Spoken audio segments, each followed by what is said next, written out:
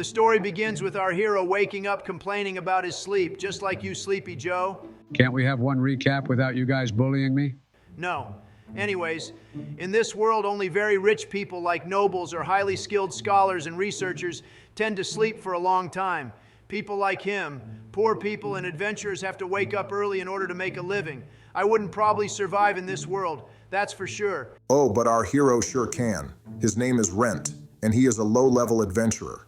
He's basically just 2 levels higher than the lowest-ranking adventurer ever, but he never gives up. His dream is to become the greatest adventurer that ever lived, and he tries his best to live up to that dream, even though he sucks at it. I mean, he has already spent 10 years trying to level up, and he is still stuck as the, well, second lowest ranking adventurer ever. It doesn't really help when he keeps complaining about his sleep every single day.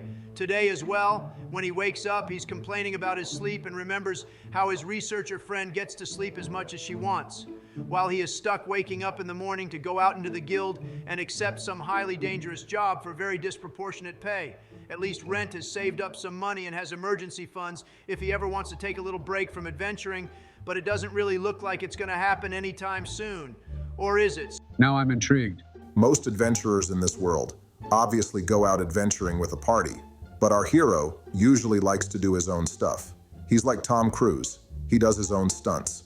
But like Tommy Wiseau, his work never really shines unless it's an unintentional comedy. Today he goes into the adventurer skill to find some job that he can do, but unfortunately for him, there aren't any jobs that are available for an adventurer of his rank. So he decides to go into the labyrinth of the moon's reflection. It's a very well-known dungeon that pretty much every single adventurer has been to. It's so common that people no longer even visit this place since every single nook and corner of this dungeon has already been scanned. People know the ins and outs of this place and know that there aren't really any special loot that they can get from here. So why is our hero going there? Because he's dumb just like you, Sleepy Joe. Actually, he's incapable. Again, just like you. Dungeons like these that have been explored already are an easy way for low-level adventurers like him to gather easy resources. However, today Rent discovers something very unique. As he is walking down the route as listed, he notices an opening in the wall that hasn't been mentioned in his map. He had discovered a secret passage, a passage that nobody had seen before or even expected to see in a dungeon like this. The discovery of the passage alone would have given him a lot of money if he reported it to the guild, but Rent decided to take his chance. He decided to go into the passage. Oh, I don't like this. This is how the black people die in horror movies. Your intuition is very correct, Sleepy Joe. But our hero isn't black, and yet he's going to die soon. He walks down the path without much fear until he stumbles upon a massive cavern. And in the middle of the cavern is a dragon. Obviously, this is a dragon, unlike anything anyone has seen before. In this world, dragons can take many forms, and this one actually looks like a Pokemon. Rent is frozen in his tracks when he notices the dragon, which is obviously the most powerful monster in the entire world. Before he can do anything, he's dead, and yet after some time, he opens his eyes. He was alive, but he was converted into an undead.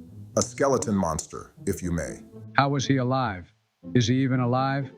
That's the exact question that he's asking himself right now. He apparently has all of his memories, so he doesn't really feel like he's dead, but then again, he's a literal skeleton. He thinks about going back to the city, but then realizes all of the nasty things that people would do to him considering he's a monster and decides against it. But he really needed to do something about his life, didn't he? He starts by picking up his sword and looking around for the dragon. It looks like the dragon has already left the labyrinth. Good for him. He could probably ask help from other adventurers, but most of them would probably never come to a place like this that has already been explored. They were all probably busy adventuring the new labyrinths called the Labyrinth of the New Moon. He hopes that maybe someday, some lone weak-ass adventurer like him could show up in this dungeon, and he could ask for that guy's help. But until then, he's got to look out for himself. That's kind of lame. Well, as he's having these lame thoughts, he suddenly notices a skeleton just like him.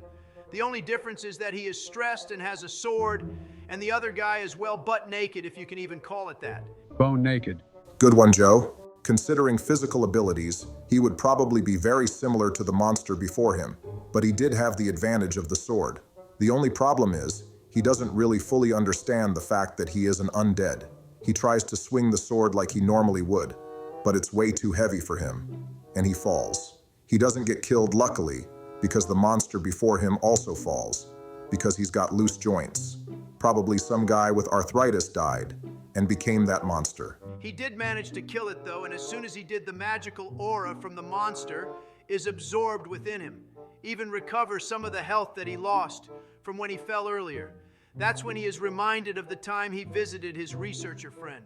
She had told him about this crazy thing about monsters. Unlike humans who become stronger after a lot of practice and effort, monsters can become stronger much quicker.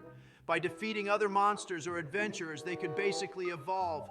Skeletons could become ghouls, and ghouls could maybe evolve into something even more dangerous. It was a process called exponential evolution or something.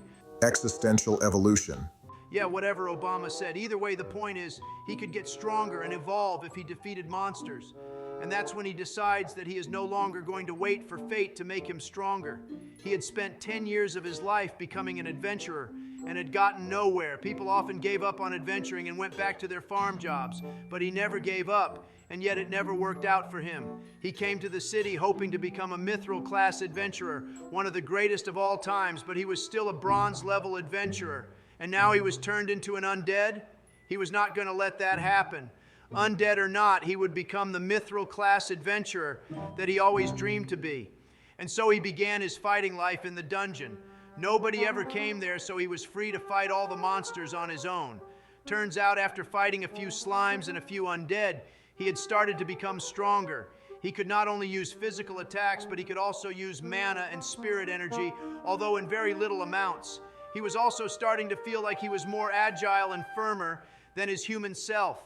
During his time in the dungeon, he continues to collect the magic items that are dropped from the monsters, hoping that one day he can return to the city and use them to make some money.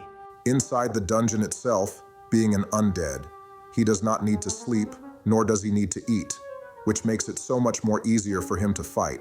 And eventually, the day comes when he finally evolves. Told you this was kind of like Pokemon. He finally had become a ghoul, and now that he had literal flesh, although it was rotten, he could speak. It would take some practice for him to get his vocal arrangements in order, but this was progress. Hopefully one day he could evolve into a vampire or something, and live life out that way.